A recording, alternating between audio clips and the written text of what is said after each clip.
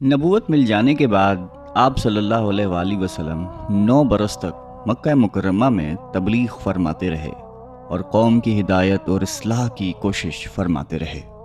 लेकिन थोड़ी सी जमात के सिवा जो मुसलमान हो गई थी और थोड़े से ऐसे लोगों के अलावा जो बावजूद मुसलमान होने के आपकी मदद करते थे, अक्सर कुफार मक्का आप और आपके सहाबा को हर तरह की तकलीफ़ें पहुंचाते थे, मजाक उड़ाते थे और जो हो सकता था उससे दरगुजर नहीं करते थे। आप सल्लल्लाहु अलैहि वसल्लम के चचा अबू तालिब भी उन्हीं नेक दिल लोगों में से थे जो बावजूद मुसलमान न होने के आप सल्लल्लाहु अलैहि वसल्लम की हर किस्म की मदद फरमाते थे।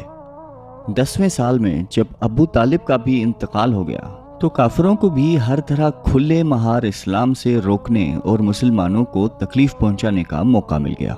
हुजूर अक़दस सल्लल्लाहु अलैहि वसल्लम इस ख्याल से ताइफ तशरीफ़ ले गए कि वहाँ कबीला सकीफ़ की बड़ी जमात है, अगर वो कबीला मुसलमान हो जाए तो मुसलमानों को इन तकलीफ़ों से निजात मिलेगी और दीन के फैलने की बुनियाद पड़ जाएगी। वहाँ पहुंचकर कबीले के 3 सरदारों से जो बड़े दर्जे के समझे जाते थे गुफ्तगू फरमाई और अल्लाह के दीन की तरफ बुलाया और अल्लाह के रसूल यानी अपनी मदद की तरफ मुतवज्जह किया।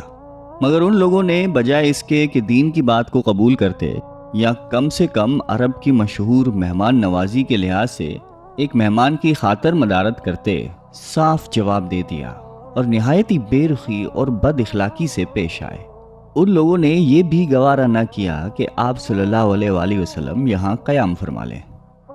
जिन लोगों को सरदार समझकर बात की थी कि वो शरीफ होंगे और मुज़हब गुफ्तगू करेंगे, उनमें से एक शख्स बोला कि ओहो, आप ही को अल्लाह ने नबी बनाकर भेजा है।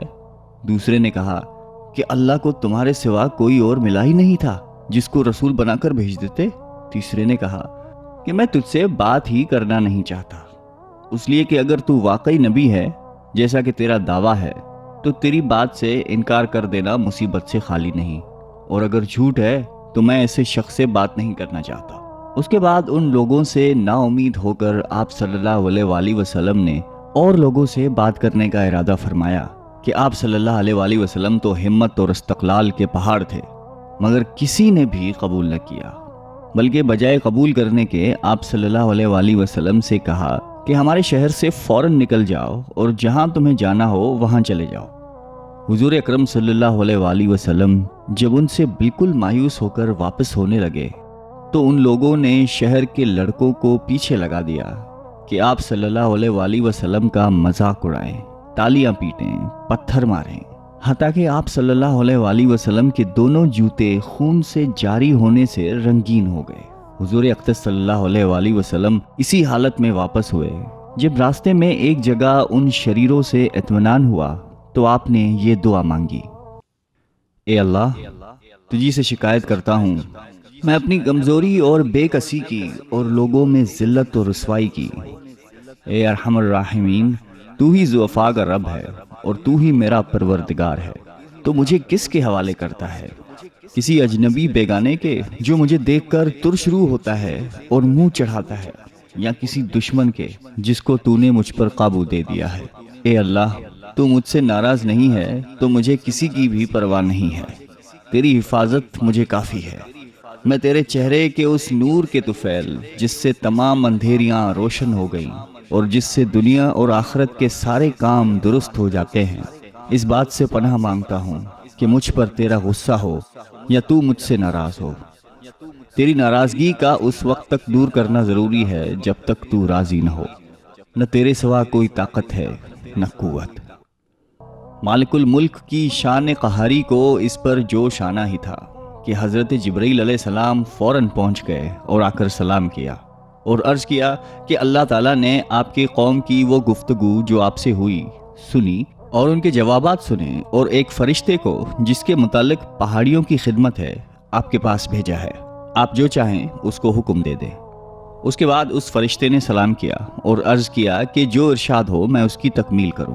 अगर इरशाद हो तो दोनों जानिब से पहाड़ों को मिला दूं जिससे ये सब दरमियान में कुचले जाएंगे, या तो जो सज़ा आप तजवीज़ फरमाएं। आप सल्लल्लाहु अलैहि वसल्लम की रहीम व करीम ज़ात ने जवाब दिया کہ میں اللہ سے اس کی امید رکھتا ہوں کہ اگر یہ مسلمان نہیں ہوئے تو ان کی اولادوں میں سے ایسے لوگ پیدا ہوں جو اللہ کی پرستش کریں اور اس کی عبادت کریں۔ یہ ہیں اخلاق اس کریم ذات کے جس کے ہم لوگ نام لیوا ہیں کہ ہم ذرا سی تکلیف سے، کسی کی معمولی سی گالی دینے سے ایسے بھڑک جاتے ہیں کہ پھر عمر بھر اس کا بدلہ نہیں اترتا، ظلم پر ظلم اس پر کرتے رہتے ہیں اور دعویٰ کرتے ہیں اپنے محمدی ہونے کا، نبی کا پیرو بننے کا۔ نبی اکرم صلی اللہ علیہ وآلہ وسلم اتنی سخت تکلیف اور مشقت اٹھانے کے باوجود نہ بددعا فرماتے ہیں نہ کوئی بدلہ لیتے ہیں۔ اللہ تعالی ہم سب کو قلب سلیم عطا فرمائے اور قرآن اور حدیث پہ چلنے کی توفیق عطا فرمائے۔